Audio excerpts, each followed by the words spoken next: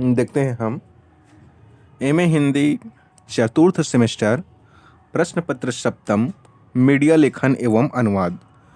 हमारा जो अभी नेक्स्ट सब्जेक्ट है मीडिया लेखन एवं अनुवाद है। हम देखते हैं कि मीडिया लेखन एवं अनुवाद के अंतर्गत क्या क्या पढ़ना है। इकाई 1 के अंतर्गत हम पढ़ेंगे मीडिया लेखन में जनसंचार प्रौद्योगिकी एवं चुनौतियाँ। हम जानते हैं जनसंचार जन के लिए प्रयुक्त संचार का साधन, फिर प्रौद्योगिकी मीन्स होता है टेक्नोलॉजी एवं चुनौतियाँ, है ना। इन टेक्नोलॉजी के समक्ष कौन कौन सी चुनौतियाँ हैं, इन चुनौतियों को पार करके वे अपने मंजिल तक लक्ष्य तक पहुँचे। फिर हम देखते हैं विभिन्न जनसंचार माध्यमों का स्वरूप। भाई वो कौन कौन सा जनसंचार का माध्यम है, उनका स्वरूप कैसा है। तो स्वरूप में हम देखते हैं कि मुद्रण, श्रवण, दृश्य श्रव्य, इंटरनेट, श्रवण माध्यम रेडियो, मौखिक भाषा की प्रकृति। फिर हम आगे देखते हैं समाचार लेखन एवं वाचन, रेडियो नाटक, उद्घोषणा लेखन, विज्ञापन लेखन, फीचर तथा रिपोर्टाज। इतने प्रश्न बनते हैं इकाई 1 के अंतर्गत आपके। फिर हम देखते हैं इकाई 2। इकाई 2 में हम देखते हैं दृश्य श्रव्य माध्यम, फिल्म, टेलीविज़न एवं रेडियो। दृश्य माध्यमों में भाषा की प्रकृति, दृश्य एवं श्रव्य सामग्री का सामंजस्य। फिर पार्श्व वाचन जिसे हम वॉइस ओवर के नाम से जानते हैं। फिर पटकथा लेखन, टेली ड्रामा, संवाद लेखन, साहित्य की विधाओं का दृश्य मामलों में रूपांतरण। फिर हम देखते हैं विज्ञापन की भाषा। ये तो हुआ इकाई 2 के अंतर्गत इतने प्रश्न बनते हैं। नेक्स्ट हम देखेंगे इकाई 3 अनुवाद सिद्धांत एवं व्यवहार। अनुवाद का स्वरूप, अनुवाद का क्षेत्र, फिर प्रक्रिया एवं प्रविधि, हिंदी की प्रायोजनिकता में अनुवाद की भूमिका, कार्यालयीन हिंदी और अनुवाद, जनसंचार माध्यमों का अनुवाद, विज्ञापन में अनुवाद, वैचारिक साहित्य का अनुवाद, वाणिज्यिक अनुवाद, वैज्ञानिक तकनीकी तथा प्रौद्योगिकी क्षेत्रों में अनुवाद, विधि साहित्य की हिंदी में अनुवाद। तो आपके इकाई 3 के अंतर्गत अनुवाद एवं सिद्धांत व्यवहार में इतने सारे प्रश्न बनते हैं और कहीं से भी कुछ भी पूछ सकता है। इसलिए हम इसकी एक एक पॉइंट को हम लेकर चलेंगे। फिर इकाई 4 में हम देखते हैं कि व्यवहारिक अनुवाद अभ्यास, फिर कार्यालयीन अनुवाद, कार्यालयीन एवं प्रशासनिक शब्दावली, प्रशासनिक प्रयुक्तियाँ, पदनाम, विभाग आदि पत्रों के अनुवाद। आगे हम देखते हैं पदनामों, अनुभागों, दस्तावेजों, प्रतिवेदनों के अनुवाद। साहित्यिक अनुवाद के सिद्धांत एवं व्यवहार, इसके अंतर्गत कविता, कहानी, नाटक, सारानुवाद, दुभाषा प्रविधि। इस प्रकार से हम देखते हैं कि इकाई 4 में इतने प्रश्न बनते हैं और कहीं से भी कुछ भी पूछ सकता है टॉपिक उठाकर। इसके बाद हम देखते हैं, ये तो आपकी बाह्य परीक्षा 80 अंक और आंतरिक मूल्यांकन 20 अंक। इसके बारे में आप सब जानते हैं कि क्या क्या प्रश्न पूछेगा। आगे हम देखते हैं जिस प्रकार से इसमें हम देखे थे इकाई 1 के अंतर्गत, तो हमारा सबसे मेन जो है इकाई 1 और इकाई 1 में जनसंचार प्रौद्योगिकी एवं चुनौतियाँ, इसके बारे में हम पढ़ेंगे। देखते हैं क्या है जनसंचार प्रौद्योगिकी एवं चुनौतियाँ। इकाई 1 मीडिया लेखन, जनसंचार प्रौद्योगिकी एवं चुनौतियाँ। संचार वह व्यवस्था है जो मानव संबंधों में धुरी का कार्य करती है, यह कहा था लामिश ने। देखो भाई, यहाँ पर मैं बता रहा हूँ कि भाई जो मीडिया लेखन है और मीडिया लेखन के अंतर्गत जनसंचार प्रौद्योगिकी एवं चुनौतियाँ हैं, ये आपको याद करने के लिए बता रहा हूँ और एग्जाम में कैसे लिखते हैं ये भी मैं आपको बता रहा हूँ शॉर्ट ट्रिक्स में। आप लोगों को वैसा ही लिखना है जैसा कि ये मैं बता रहा हूँ। इससे जो जांच करता है बहुत ज़्यादा प्रभावित होगा और हमारे जो आंसर देने की जो कला है वो एक निश्चित पैटर्न में रहती है। तो सबसे पहले आप लोग एक्सप्लेन करना जनसंचार प्रौद्योगिकी एवं चुनौतियाँ। उसके बाद एक कोटेशन लिखेंगे, संचार वह व्यवस्था है जो मानव संबंधों में धुरी का कार्य करती है, लॉमिश के अनुसार। जनसंचार एक पारिभाषिक शब्द है जिसका प्रयोग मीडिया के लिए किया जाता है। जनसंचार संचार का व्यापक स्तर है। फिर संचार का अर्थ, संचार एक तकनीकी शब्द है। संचार शब्द आंग्ल भाषा की कम्युनिकेशन का हिंदी रूपांतरण है, जिसका अर्थ है किसी बात को आगे बढ़ाना या फैलाना। फिर हम आते हैं जनसंचार का अर्थ। तो संचार के साथ जन शब्द जुड़ने से जनसंचार शब्द बनता है। जन का अर्थ भीड़ या जन समुदाय से है।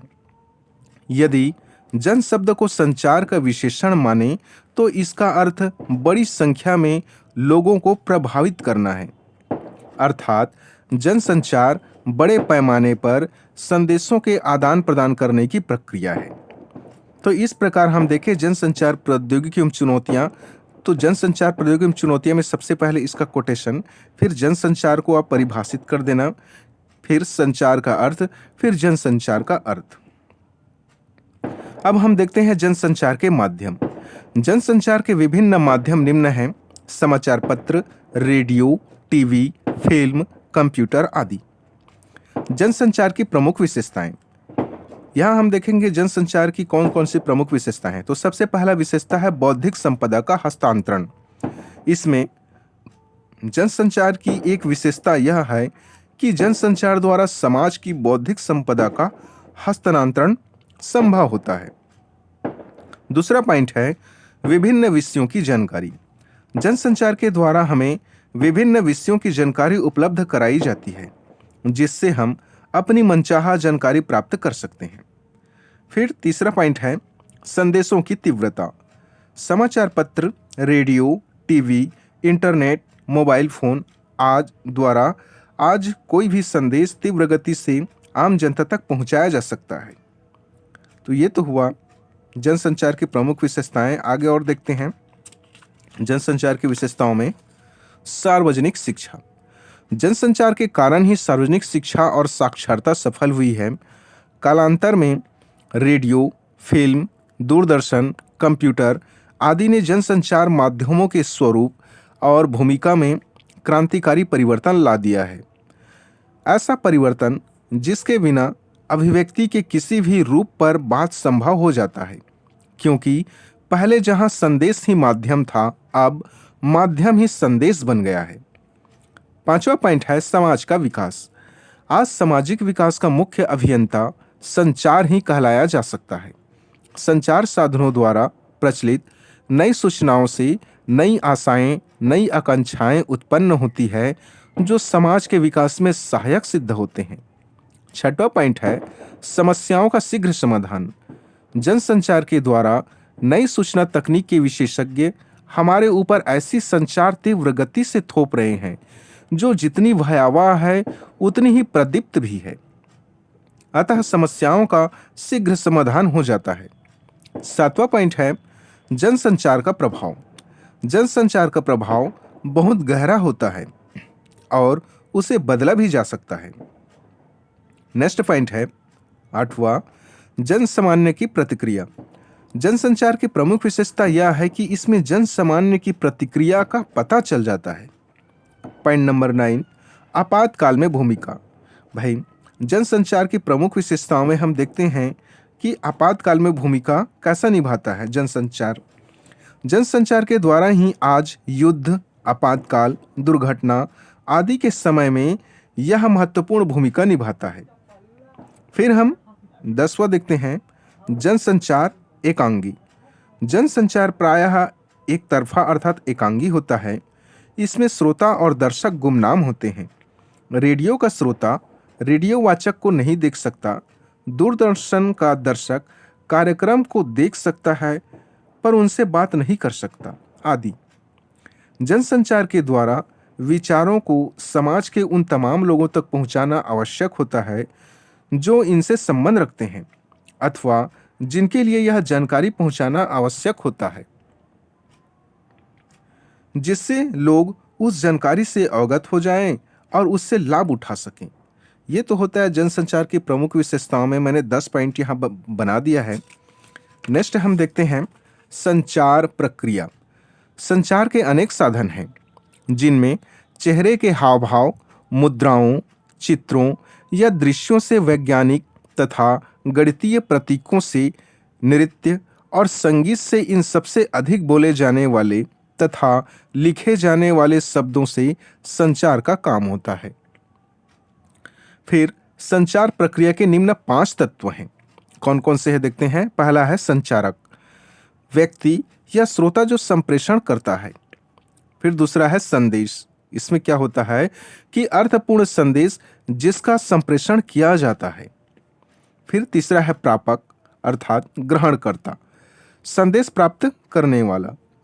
चौथा है माध्यम, जिस माध्यम के द्वारा संदेश संचारक से प्रापक तक पहुंचाता है।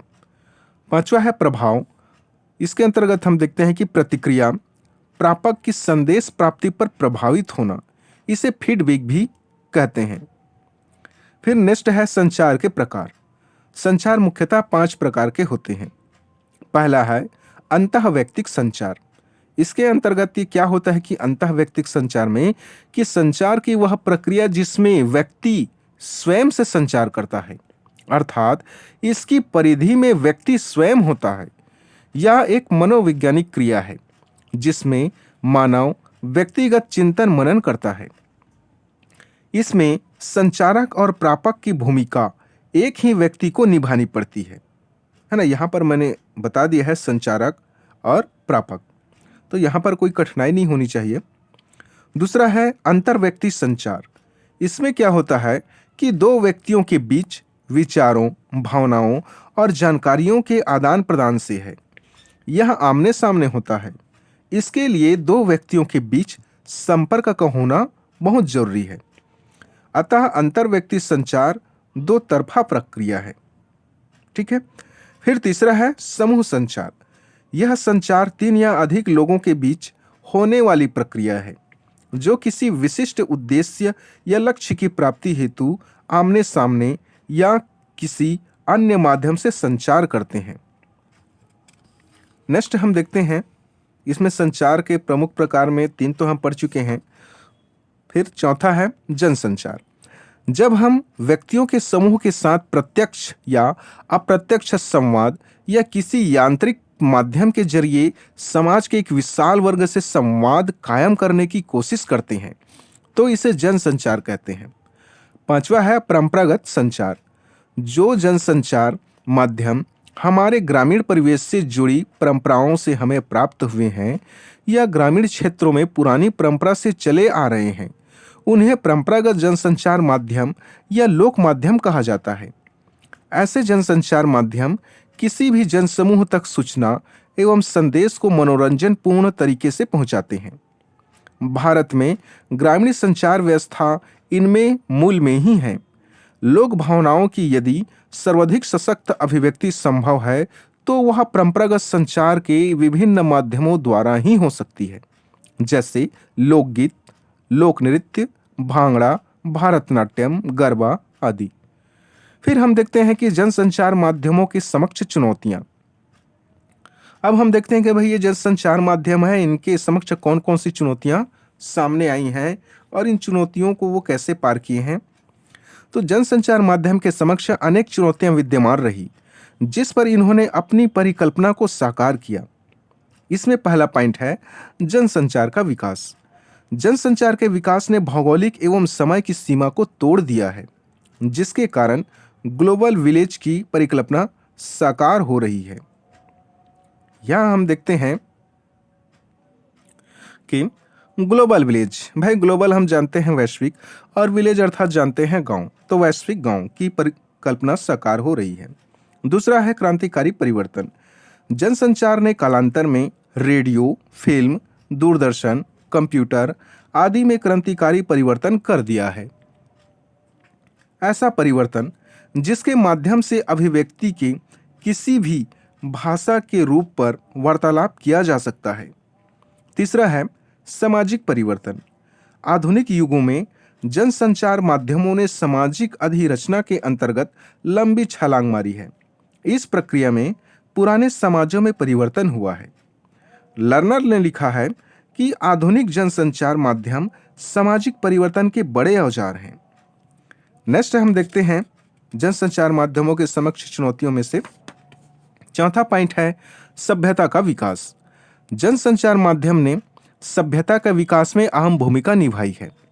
इलेक्ट्रॉनिक युग में माध्यम ही संदेश है, जिसका अर्थ यही है कि एक बड़ा छापाखाना, पुस्तक प्रकाशन, समाचार पत्र का प्रकाशन जो एक नई संचार प्रक्रिया को जन्म देते हैं, अपने प्रभाव में अभूतपूर्व कही जा सकती है।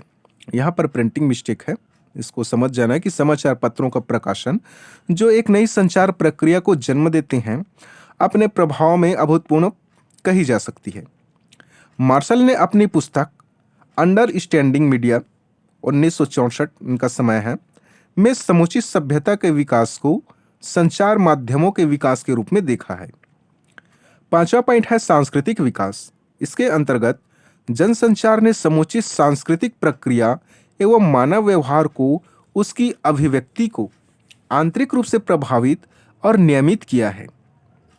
किसने? जनसंचार ने। फिर हम छठवां देखते हैं सार्वजनिक शिक्षा। जनसंचार के कारण ही सार्वजनिक शिक्षा और साक्षरता सफल हुई है।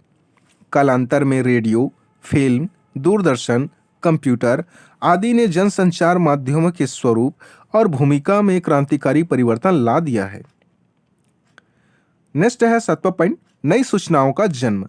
जनसंचार साधनों द्वारा प्रचलित नई सूचनाओं से नई आशाएं तथा नई आकांक्षाएं उत्पन्न होती है।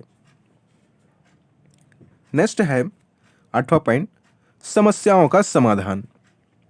इसमें हम देखते हैं कि जनसंचार के विभिन्न माध्यमों ने विषय विशेष की जानकारी को सरल बना दिया है तथा मानवीय जागरूकता को फलीभूत कर समस्याओं का समाधान करने में सहायक है। आपको इतना ही डील करना है जितना मैंने किया है। एग्जाम में इतना समय नहीं रहता डील करने के लिए, एक्सप्लेन करने के लिए। पॉइंट नंबर 9 है प्रयोग और शुद्धिकरण। जनसंचार माध्यमों के द्वारा विभिन्न प्रकार के आंकड़ों को एक निश्चित पैमाने के आधार पर इसका प्रयोग और शुद्धिकरण की प्रवृत्ति जागृत होती है। पॉइंट नंबर 10 है पाश्चात्य देशों का रुझान। जनसंचार प्रौद्योगिकी ने अपनी विकास यात्रा से संपूर्ण देशों को आश्चर्यचकित कर दिया है। चाहे वह किसी भी क्षेत्र में हो, नई नई तकनीकों का आविष्कार और प्रयोग में पाश्चात्य देशों का रुझान सदैव रहा। नई तकनीक अपनाने में पश्चिम के विकसित देश तथा जापान जैसे देश अग्रणी हैं। नेक्स्ट हम देखते हैं जनसंचार माध्यमों के दोष। तो जनसंचार माध्यम के निम्न दोष दृष्टिगोचर होते हैं। पहला है असंतोष और असंयम का प्रसार। जनसंचार के माध्यम लोगों में असंतोष और असंयम का प्रसार करता है। आप लोग जानते हैं जनसंचार के माध्यम में कि असंतोष और असंयम कैसे है ना आता है कि कहीं भी उनको अच्छे से जानकारी नहीं मिलता, पूर्ण जानकारी नहीं मिलता। फिर हम देखते हैं परंपरागत व्यवस्था में बदलाव। जनसंचार के द्वारा परंपरागत व्यवस्था को बदलने का प्रयास किया जाता है। इसमें तो आप जानते हैं पहला पॉइंट में कि असंतोष और असंयम का प्रसार होता है। हम इसको ज़्यादा डीपली में नहीं लिखा हूँ क्योंकि नाम से ही स्पष्ट है असंतोष और असंयम का प्रसार। भाई जितने हमारे पास जनसंचार के माध्यम हैं, चाहे जो भी हो, वो हमें कोई ऐसा ऑथेंटिक बुक उपलब्ध नहीं कराता जिसको हम ऐसा क्रमबद्ध पढ़ें और हमें आसानी से याद हो जाए और समझ में आ जाए। ठीक है, तो आप लोग बहुत कुछ इसमें आप लिख सकते हो, इसलिए मैंने इसमें शॉर्टकट लिख दिया है। दूसरा पॉइंट है परंपरागत व्यवस्था में बदलाव। जनसंचार के द्वारा परंपरागत व्यवस्था को बदलने का प्रयास किया जाता है। इसमें हम देखते हैं कि जनसंचार माध्यमों के दोष में ऐसा क्या दोष है जनसंचार में। तो जनसंचार के दोष में है कि परंपरागत व्यवस्था में बदलाव करना चाहता है। अब इसके अंतर्गत आप लोग बहुत कुछ लिख सकते हैं। देखते हैं पश्चिमी देशों का प्रभाव जो है कैसा पड़ रहा है हमारे देश में। फिर तीसरा दोष है उपभोग योग्य वस्तु नहीं। भाई जनसंचार सूचनाएं देता है, शिक्षा और मनोरंजन देता है, लेकिन यह न तो रोजगार दे सकता है और न उपभोग योग्य वस्तुएं वितरित कर सकता है। ये जनसंचार माध्यमों के दोष हैं जिसे विद्वानों ने लिखा है। चौथा है अपूर्ण सूचना। जनसंचार आकांक्षाएं तो जागृत कर सकता है, लेकिन इन्हें पूरा करने के लिए ठोस आधार प्रदान नहीं कर सकता।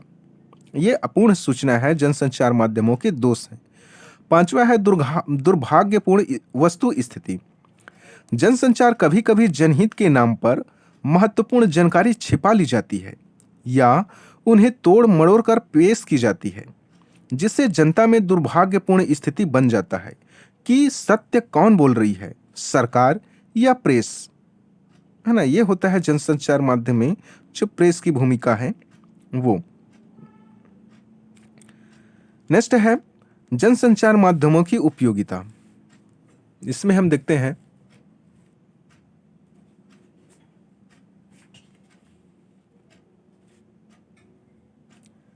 जनसंचार माध्यमों की उपयोगिता एग्जाम में पूछ सकता है। जनसंचार माध्यमों की उपयोगिता अलग अलग स्थितियों तथा अलग अलग संदर्भों में अलग अलग है, किंतु इसके बावजूद इन सभी माध्यमों का उद्देश्य तथा लक्ष्य एक ही है। पहला है उपयोगिता में सूचना। जनसंचार के माध्यमों के द्वारा विश्व की विभिन्न घटनाओं, सामाजिक तथा राजनीतिक स्थितियों की सूचना यथाशीघ्र उपलब्ध हो जाती है। दूसरा है अभिव्यक्ति। जनसंचार के माध्यमों द्वारा व्यक्ति अपने विचार तथा भावों को स्वतंत्र रूप से अभिव्यक्त कर सकता है। यह अभिव्यक्ति सरकारी माध्यमों की अपेक्षा समाचार पत्रों में अधिक खुले रूप में होती है। नेक्स्ट है विचार तथा घटनाओं का विश्लेषण। इसमें हम देखते हैं कि जनसंचार के माध्यम देश विदेश की घटनाओं की सूचना देने के साथ ही उनके अर्थ का विश्लेषण भी करते हैं तथा सही मुद्दों तथा विचारों के लिए जनसामान्य का मत परिवर्तन करने में अहम भूमिका निभाते हैं। यही जनसंचार की उपयोगिता है। चौथा पॉइंट है प्रगति एवं विकास। जनसंचार के माध्यम जनसामान्य की सामाजिक, आर्थिक तथा राजनीतिक प्रगति आदि के लिए सघन अभियान चलाते हैं तथा मशीन के रूप में कार्य करते हैं। पांचवा पॉइंट है जनसंचार माध्यमों की उपयोगिता में मनोरंजन। जनसंचार के माध्यमों में रेडियो, टीवी, फिल्म, कंप्यूटर आदि जनता के लिए रोचकता तथा मनोरंजन के साधन बनते हैं। इस प्रकार से हम देखते हैं निष्कर्ष। निष्कर्ष में इस प्रकार स्पष्ट है कि जनसंचार प्रौद्योगिकी विशाल रूप में लोगों तक सूचनाओं के संग्रहण और संप्रेषण पर आधारित प्रक्रिया है। संचार वह माध्यम है जिसके द्वारा मनुष्य और मनुष्य के बीच अंतर संबंध स्थापित किया जाता है और यह संबंध भावनात्मक, विचारात्मक तथा सूचनात्मक किसी भी प्रकार का हो सकता है। इस प्रकार हमने देखा कि जनसंचार माध्यम या जनसंचार प्रौद्योगिकी एवं चुनौतियां, आपको वैसा ही लिखना है। इसके बाद है विभिन्न जनसंचार माध्यमों का स्वरूप। इसको हम कल पढ़ेंगे कि मुद्रण, श्रवण, दृश्य श्रव्य, इंटरनेट, श्रवण माध्यम, रेडियो, मौखिक भाषा की प्रकृति। फिर हम एक एक को लेंगे कि भाई जनसंचार माध्यमों का स्वरूप में मुद्रण क्या है। तो मुद्रण के बारे में मैं आप लोगों को कल बताऊंगा। वीडियो ज़्यादा लॉन्ग हो जाएगा, लंबा हो जाएगा, तो आप लोगों को बस इतना ही देखना है आज की क्लास में कि जनसंचार प्रौद्योगिकी एवं चुनौतियां में हमने क्या क्या पढ़ा। ठीक, तो ये तो होता है आप लोगों का जो जनसंचार प्रौद्योगिकी एवं चुनौतियां जो है संपन्न होता है। आज के लिए बस इतना क्लास।